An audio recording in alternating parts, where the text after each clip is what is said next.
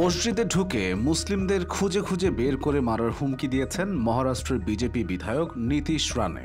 প্রকাশ্য সমাবেশে দাঁড়িয়ে এমন সাম্প্রদায়িক বক্তব্য দিয়ে কঠোর সমালোচনার মুখে পড়েছেন তিনি। রবিবার দেশটির পশ্চিমাঞ্চলীয় রাজ্য মহারাষ্ট্রের আহমেদনগর জেলায় রামগিরি মহারাজের সমর্থনে এক সভায় বক্তৃতা করার সময় প্রকাশ্যে এমন হুমকি দিয়েছেন নীতিশ রানে।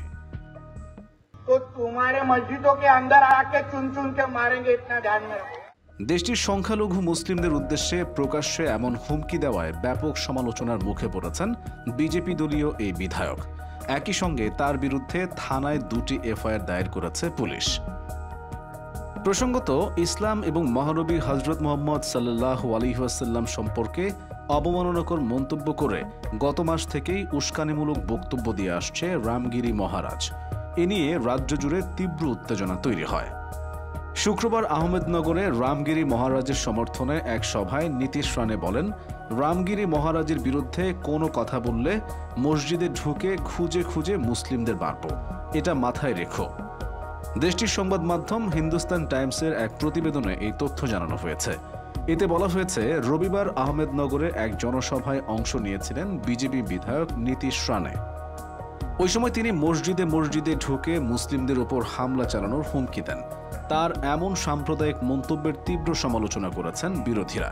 তারা বলছেন, রাজ্যের বিধানসভা ভোটের আগে বিজেপি সাম্প্রদায়িক সহিংসতা ছড়াতে চাইছে। এদিকে বিতর্কের জেরে নীতিশ রানের মন্তব্য দলের নয় দাবি করেছে বিজেপি। নীতিশ রানের কড়া সমালোচনা করেছেন দলের মুখপাত্র তুহিন সিনহা। সিনহা বলেন, দলে এ ধরনের মন্তব্যের কোনো স্থান নেই এবং কোনো রাজনীতিবিদের কখনোই এ ধরনের মন্তব্য করা উচিত নয়।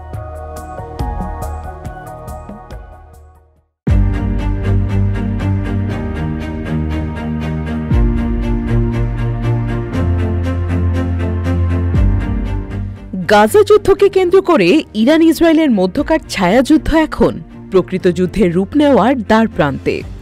ইহুদিবাদী শাসক গোষ্ঠীর ওপর ইরান সমর্থিত লেবাননের প্রতিরোধ আন্দোলন হিজবুল্লাহর ব্যাপক হামলার কথা উল্লেখ করে ইরানের ন্যাশনাল ডিফেন্স বিশ্ববিদ্যালয়ের প্রধান সরদার আহমাদি মোগাদাম বলেছেন, এটা স্পষ্ট যে ইহুদিবাদী ইসরায়েলের ওপর মারাত্মক আঘাত আনা হয়েছে, তবে তারা আরবাইন অভিযানের ফলাফল এবং অভিযানের ফলে সৃষ্ট ক্ষয়ক্ষতিগুলো গোপন করেছে। তিনি তার বক্তব্যের এক পর্যায়ে বলেন, ইসরায়েলকে সর্বক্ষণ ভয় ও আতঙ্কের মধ্যে রাখা ইরানের প্রধান কৌশল হওয়া উচিত। ন্যাশনাল ডিফেন্স বিশ্ববিদ্যালয়ের প্রেসিডেন্ট বলেছেন, ইসলামী প্রজাতন্ত্র ইরানের প্রতিক্রিয়া ক্ষেত্র ও পরিবেশ পরিবর্তন এবং জটিল সমীকরণের ভিত্তিতে হবে। একই সঙ্গে তিনি বলেন, প্রতিশোধ এবং পারস্পরিক প্রতিক্রিয়া ছাড়াও আমাদের অবশ্যই শত্রুর মাধ্যমে সাজানো যুদ্ধক্ষেত্রের প্রকৃত অবস্থান সম্পর্কে সাবধান হতে হবে। ইহুদি শাসককে উদ্বেগের মধ্যে রাখা সামরিক হামলার চেয়ে কম নয় বলে উল্লেখ করে ন্যাশনাল ডিফেন্স ইউনিভার্সিটির প্রেসিডেন্ট বলেন, ক্ষেত্র এবং কৌশলগত আন্দোলনের ক্ষেত্রে আরও গুরুত্বপূর্ণ কৌশলগত পরিণতি রয়েছে, যা ইহুদিবাদী শাসক গোষ্ঠীর জন্য নেতিবাচক এবং এটি সামরিক নয়। বিভিন্ন গণমাধ্যমের তথ্য অনুসারে গত 25 আগস্ট হিজবুল্লাহর শীর্ষস্থানীয় কমান্ডার ফুয়াদ শকরকে হত্যার প্রতিক্রিয়ায় প্রতিরোধ সংগঠন হিজবুল্লাহ ইসরায়েলের 11টি সামরিক ঘাঁটির পাশাপাশি তেল আবিবের উত্তরে 2টি প্রধান লক্ষ্যবস্তুতে 240টি কাতিউশা রকেট এবং ড্রোন দিয়ে ব্যাপক হামলা চালিয়েছিল। এবং ইরানের প্রেসিডেন্ট অভিষেক অনুষ্ঠানে যোগ দিতে 10 আগস্ট তেহরানে এসে হামাসের রাজনৈতিক ব্যুরোর প্রধান ইসমাইল হানিয়া একটি বাসভবনে শহীদ হয়েছিলেন। ইহুদিবাদী ইসরায়েলের এই অপরাধযজ্ঞের পর ইসলামী বিপ্লবের সর্বোচ্চ নেতা ইমাম খামেনি এক বার্তায় জোর দিয়ে বলেছেন, অপরাধী ও সন্ত্রাসী ইহুদিবাদী শাসক গোষ্ঠী এই পদক্ষেপের মাধ্যমে নিজেদের জন্য কঠোর শাস্তির ক্ষেত্র প্রস্তুত করেছে। ইরান ইসরায়েলের সর্বাত্মক যুদ্ধের সম্ভাবনাকে সামনে রেখেই ইসরায়েলকে দমানোর নীলনকশা তৈরি করছে ইরান। এর পাশাপাশি ইসরায়েলের মনের ভয়কে বাঁচিয়ে রাখতে শক্তিশালী ইসলামী প্রজাতন্ত্র ইরান তাদের হুমকি ধামকির ধারা অব্যাহত রেখেছে।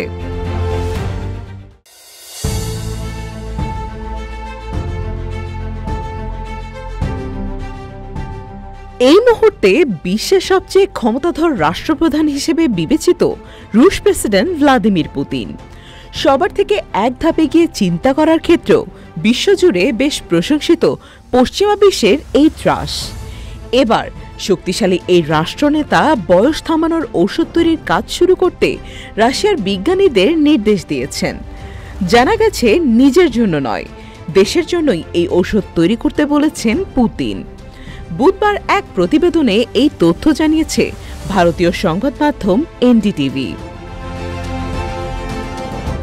এনডিটিভির প্রতিবেদনে বলা হয়েছে, রাশিয়ার মানুষদের গড় আয়ু নিয়ে উদ্বেগ প্রকাশ করেছেন প্রেসিডেন্ট পুতিন।